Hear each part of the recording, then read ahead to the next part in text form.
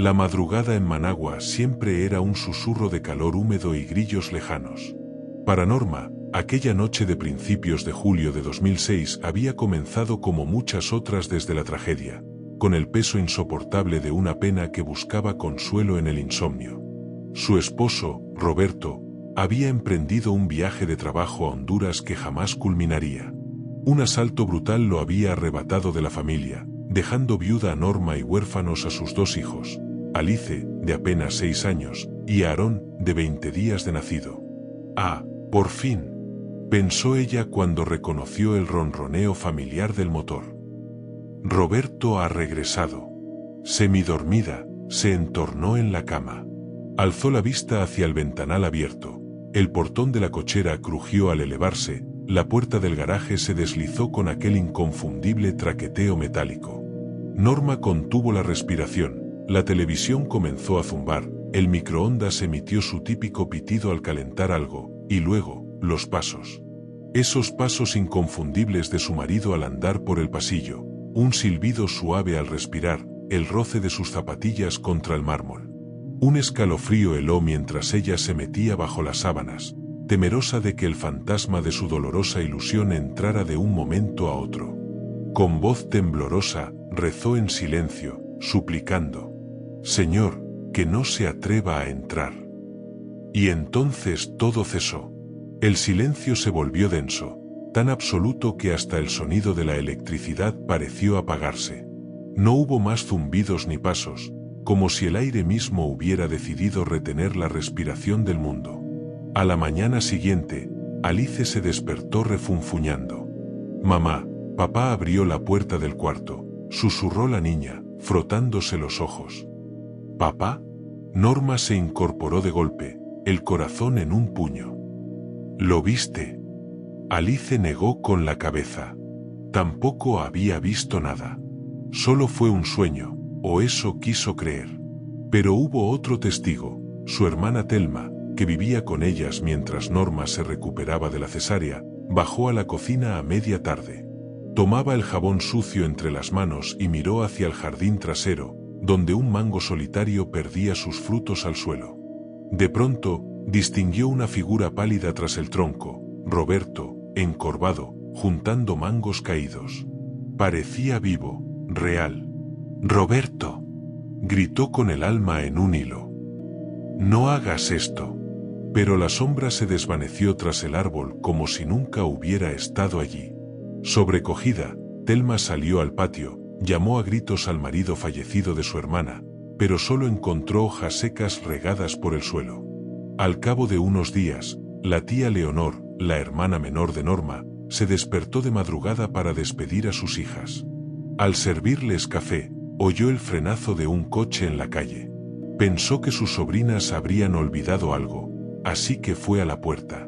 La cerradura rechinó, el pomo giró, y de la oscuridad surgió una voz ronca. «Leonor, ábreme, por favor».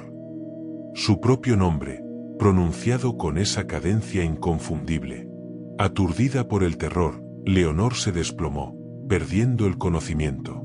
Horas después, su hijo la halló en el suelo, temblando de frío y de miedo. Desde entonces, a Norma le costaba conciliar el sueño. Se revolvía en la cama, temiendo el suave traqueteo del garaje o el chirrido del ropero. Alice y Aarón, en sus sueños, habían empezado a susurrar nombres extraños. «Mamá, papá, vuelve». Y aunque ya sabían que su padre no estaba, algo en la casa les recordaba cada noche esa presencia. Las semanas pasaban, pero la casa de Managua seguía inmersa en un aire espeso, como si las paredes mismas respiraran el luto. La madre de Alice, Norma, intentaba mantenerse fuerte por sus hijos. Sin embargo, las noches eran un tormento. El recuerdo de los pasos de su esposo, el sonido de la televisión encendiéndose sola, la sensación de que él aún estaba allí, todo volvía una y otra vez. Una tarde especialmente calurosa, mientras Alice jugaba en el jardín con una pelota roja, su madre y su tía Thelma tomaban café en la cocina. De pronto, Alice soltó la pelota y se quedó inmóvil frente al árbol de mango. Tenía los ojos bien abiertos, como si viera algo que los demás no podían ver. «¿Qué pasa, mi amor?», gritó Norma desde la cocina. «Papá está ahí, me está viendo», dijo Alice con voz neutra, casi hipnótica. Norma y Thelma corrieron al jardín, pero no había nadie. Solo la pelota detenida junto a las raíces del árbol y un aire más frío que lo habitual. Thelma se estremeció. «No lo dijo como si estuviera jugando», susurró Thelma. «Lo dijo como si de verdad lo viera». Esa misma noche, Norma decidió hablar con el sacerdote de la parroquia cercana. Le contó lo sucedido y pidió una bendición para la casa. El padre acudió con agua bendita y oraciones, pero en lugar de aliviar la atmósfera, algo en la casa pareció despertar. Esa madrugada, mientras todos dormían, un estruendo seco sacudió el pasillo. Norma despertó sobresaltada. Al abrir la puerta del cuarto, vio como el portarretratos con la foto de su boda yacía en el suelo, hecho pedazos. Lo extraño era que la repisa estaba intacta y no había viento ni vibraciones. «Esto no puede ser casualidad», susurró, mientras recogía los cristales. La tensión crecía. Días después, mientras Thelma barría el patio, algo llamó su atención: huellas húmedas que venían desde el portón del garaje hasta la puerta principal. Huellas descalzas. Huellas grandes.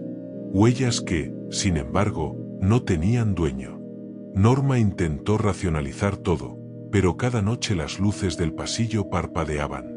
La televisión se encendía sola, incluso sin estar conectada. Los pasos, el silbido, todo volvía con fuerza. Hasta que una noche, Aarón, el bebé, empezó a llorar desconsoladamente sin razón alguna. Cuando Norma fue a levantarlo, vio algo que le heló el alma. En el borde de la cuna, alguien, o algo, había dejado una marca. Una mano grande, como de adulto, marcada sobre el polvo acumulado. Norma cayó de rodillas y abrazó a su bebé. No sabía si llorar, rezar o gritar.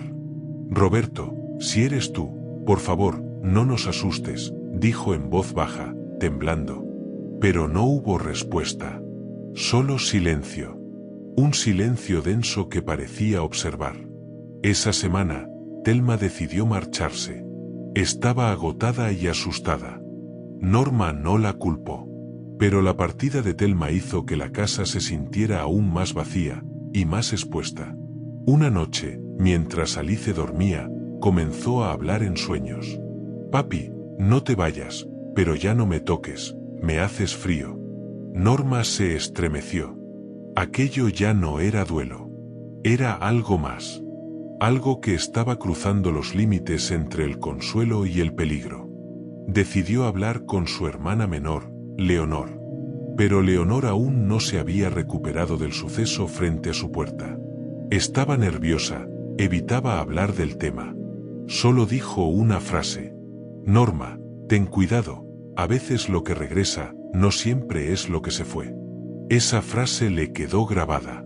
Fue entonces cuando Norma recordó un detalle perturbador. En la noche en que creyó oír a Roberto volver, él había silbado. Pero Roberto nunca silbaba. Él odiaba hacerlo. Decía que era de mala suerte. Siempre que alguien silbaba cerca de él, bromeaba diciendo: «No silbes, que llamas cosas malas». Entonces, ¿quién había silbado? Desde que Thelma se marchó, la atmósfera en la casa se volvió aún más densa. Norma lo sentía en el aire, en los rincones donde antes llegaba la luz del día, que ahora parecían permanentemente cubiertos por una sombra que no se iba. Los ruidos continuaban, pero ahora había algo más, algo que la observaba. Una tarde, mientras ordenaba las cosas de Roberto, como si aún no pudiera desprenderse de su ausencia, encontró una de sus camisas favoritas. Sin saber por qué, la llevó a su nariz y la olió. Aún conservaba su aroma, suave y tibio. Fue entonces cuando escuchó la voz de su hija desde el pasillo. «Mamá, ¿por qué papá se esconde en el closet?». Norma sintió un escalofrío recorriéndole la espalda. «¿Qué dijiste, mi amor?», preguntó, fingiendo calma. «Él está ahí. Me dijo que no le dijera a nadie, contestó Alice con total inocencia. Pero yo lo vi, me estaba mirando entre las rendijas. Norma corrió hacia el cuarto, abrió el armario y lo encontró vacío. Pero el olor, ese mismo olor que tenía la camisa, salía desde adentro. Esa noche, Norma decidió que algo debía hacerse. Colocó un crucifijo en cada cuarto y dejó una vela encendida en el comedor. Se sentó en la sala con Alice dormida sobre sus piernas, mientras escuchaba, una vez más, los pasos lentos por el pasillo. Pero esta vez no terminaron en la puerta. Esta vez, cruzaron la sala y llegaron hasta la cocina. La televisión parpadeó. La luz del refrigerador se encendió. Se oyeron platos moverse. Todo exactamente como aquella primera noche. Norma cerró los ojos y susurró: Roberto, si de verdad eres tú, dime qué necesitas. Pero si no lo eres, entonces vete. El aire se volvió más frío. Tan frío que el vaho salió de su boca al hablar. Entonces la vela se apagó de golpe. Alice se removió entre sus brazos y susurró medio dormida: Él no es papá, se pone su cara, pero no es papá. Norma la abrazó con fuerza. Esa frase no pudo haberla inventado. No tenía sentido, a menos que algo más estuviera fingiendo ser él. Esa semana, su hermana Leonor las invitó a pasar unos días en su casa para que despejaran la mente. Norma accedió. Empacó lo esencial, pero antes de salir, pasó frente al espejo del pasillo y lo cubrió con una sábana. No sabía por qué lo hizo. Instinto, tal vez. Al girarse para tomar la maleta, sintió claramente una exhalación en su nuca. No volteó. Solo apretó los dientes y se marchó. En casa de Leonor, las cosas parecían tranquilas. La primera noche durmieron profundamente. Norma empezó a pensar que tal vez todo lo que ocurrió fueron producto del dolor, el cansancio, pero en la segunda madrugada, algo cambió. Leonor se levantó al baño. Mientras cruzaba el pasillo, vio una figura parada junto a la puerta principal. Era alta, estática. No hacía ningún sonido. ¿Norma?, preguntó. La figura giró la cabeza lentamente y desapareció sin dejar rastro. Leonor no dijo nada esa mañana. Pero cuando Alice se levantó, le dijo a su madre: Anoche el papá vino, pero no se quedó. No le gustó esta casa. Norma sintió un nudo en el estómago. Volvieron a Managua al día siguiente. Y desde el momento en que cruzaron la puerta, sintió la presión en el pecho regresar. La sábana que cubría el espejo se había caído al suelo. Esa noche, mientras Norma se duchaba, escuchó que la televisión se encendía otra vez. Al salir con la toalla, vio la pantalla estática, con ese brillo blanco azulado que se proyectaba sobre el rostro de Alice, que estaba sentada frente a ella. Pero sus ojos estaban en blanco. Parecía sonámbula. «Alice», gritó Norma, corriendo hacia ella. La niña parpadeó y volvió en sí, confusa.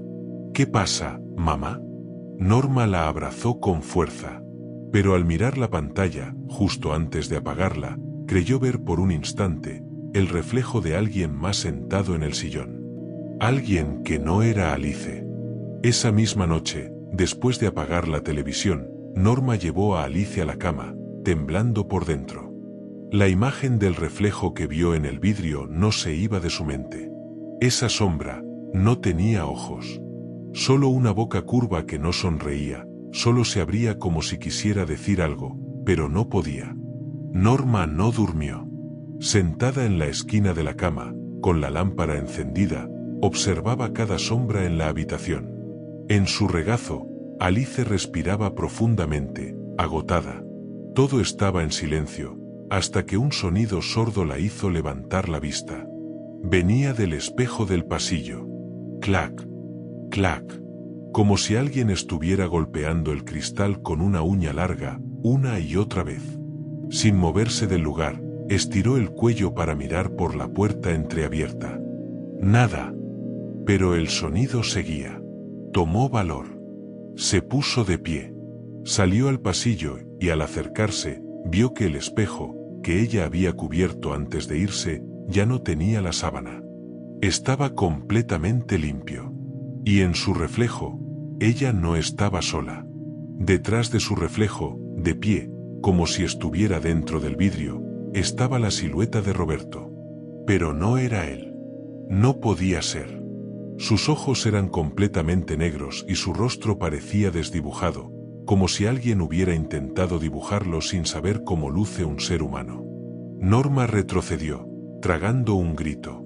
El reflejo también retrocedió, pero la sombra en el espejo no lo hizo.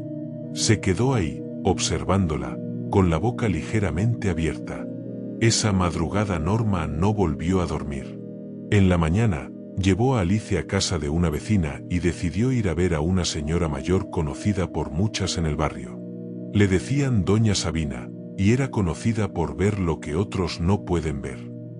Doña Sabina la recibió con el ceño fruncido antes de que Norma abriera la boca.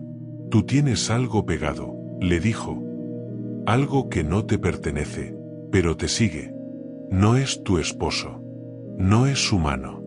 Él solo toma su forma porque eso te hace dejarlo entrar». Norma se quedó helada. No había dicho nada aún. «Lo atrae tu dolor, tu culpa. Él se alimenta de lo que no has dicho, de lo que no has llorado». «¿Lloraste su muerte?». Norma negó con la cabeza. Solo entonces se dio cuenta de que nunca había llorado por Roberto. No como debía. Se quedó fuerte por sus hijos. Por ella.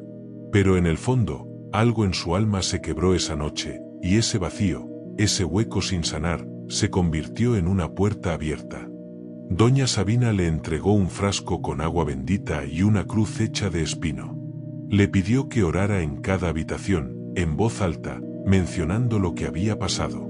Que hablara con Roberto como si él aún pudiera oírla. Que lo dejara ir. Si no es él, no se irá. Si es él, se despedirá. Norma volvió a casa con el corazón en un puño. Hizo todo lo que le indicó la anciana. En cada cuarto rezó, lloró, se quebró. Por primera vez, habló de la rabia de haberlo perdido, del miedo, de la tristeza. Y en el cuarto de Alice, al final de sus palabras, algo la interrumpió, un murmullo detrás de ella. Se giró lentamente, con lágrimas en los ojos, y vio, por última vez, al hombre que una vez amó. No decía nada. Solo la miraba. Su rostro esta vez era tranquilo. Sin distorsiones. Sin oscuridad. Y cuando parpadeó, él desapareció. Esa noche, todo estuvo en calma. Pero en la madrugada, Alice se sentó en la cama, con la mirada fija hacia el espejo del pasillo. No era papá. Él sí se fue. Pero lo otro, eso todavía está en la casa. Después de aquella noche, todo pareció calmarse. Durante varios días, la casa permaneció en una extraña quietud, como si algo hubiese sido sellado. Norma estaba más tranquila, y Alice dormía sin sobresaltos. Pero en el fondo, ambas sabían que el silencio absoluto no era necesariamente una señal de paz, sino de espera. Una tarde, Norma se quedó dormida mientras amamantaba a Aarón. El niño estaba inquieto, como si algo en el aire le molestara. Se aferraba al pecho de su madre, pero lloraba con los ojos abiertos, mirando fijamente hacia el rincón oscuro de la habitación. Norma, agotada, no notó su mirada insistente. Esa noche, Alice se despertó por un sonido nuevo. Era un murmullo, apenas audible, como si alguien estuviera cantando una canción de cuna, pero desafinada, torcida. Provenía de debajo de la cuna de su hermano. Con el corazón acelerado, Alice se sentó en la cama.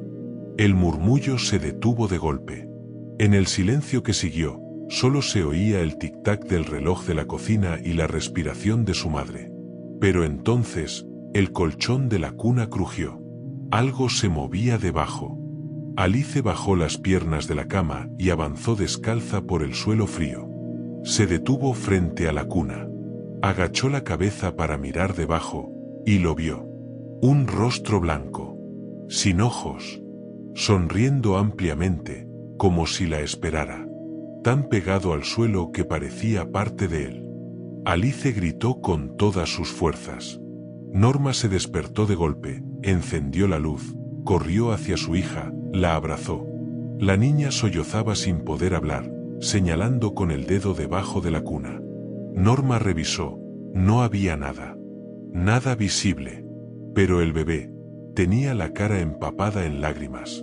Esa madrugada, Norma tomó una decisión. Dormirían todos en la sala, con las luces encendidas. Llamó a su tía Telma para que viniera a quedarse unos días más. Necesitaban compañía.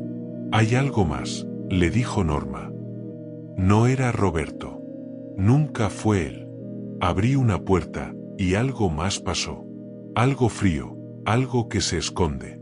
Esa noche, Telma durmió en un sillón cerca de la entrada. A medianoche, escuchó pasos suaves, pero rítmicos, como si alguien caminara descalzo. Abrió los ojos. En la penumbra, una silueta se deslizaba hacia la cocina. No caminaba, se arrastraba. Muy baja, casi a ras del suelo. «¿Norma?», susurró. La silueta se detuvo. Se quedó quieta. Telma se levantó, encendió la luz. No había nadie. Revisaron la casa. Nada.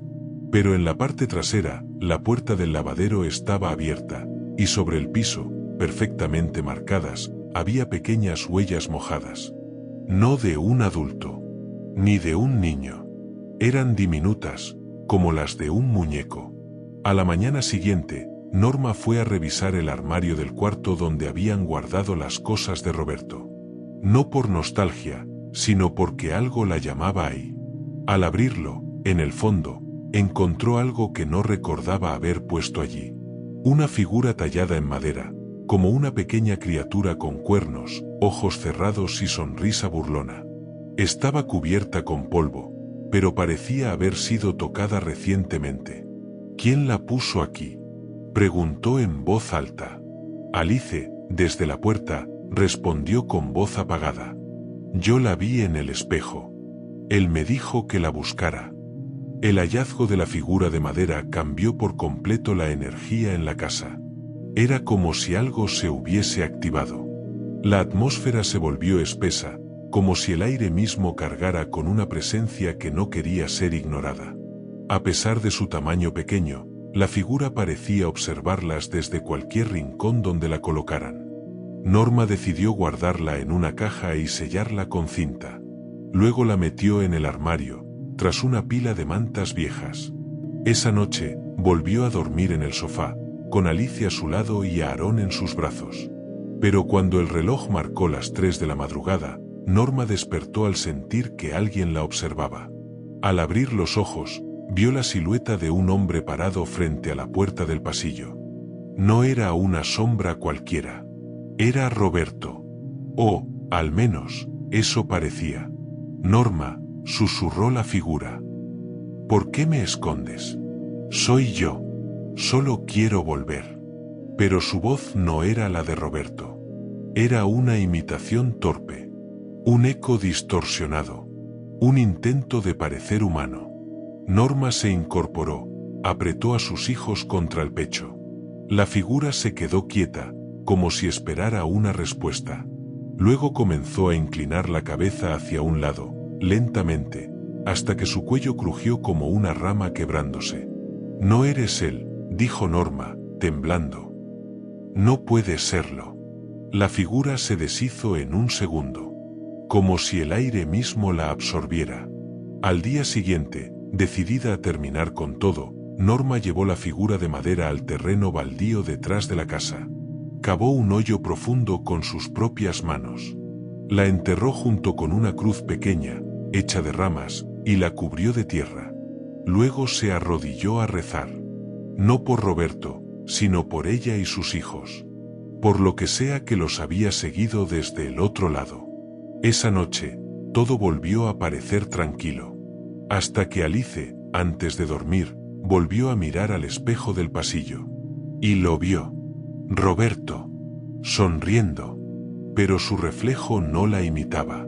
Mientras ella estaba quieta, su reflejo movía la cabeza. Hacía gestos extraños, como si estuviera burlándose. «Papá», susurró. El reflejo la miró directamente y con una voz clara, distinta a la de siempre, dijo: «No soy él». Alice retrocedió, pero no gritó. Caminó hasta el cuarto, se subió a la cama y abrazó a su madre. No dijo una palabra. Norma la miró y entendió sin necesidad de que su hija hablara.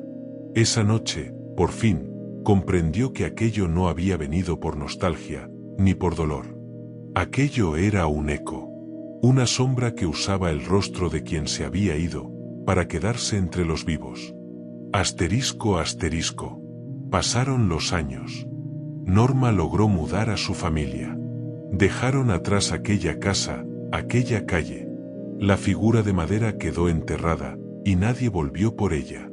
Pero Alice nunca olvidó. Ya adulta, comenzó a escuchar relatos similares en otros lugares. Gente que afirmaba haber visto a sus seres queridos, cuando ya no estaban. Ecos, imitaciones, sombras que usaban rostros amados como máscaras. Fue entonces cuando comprendió que lo que vivieron no fue único.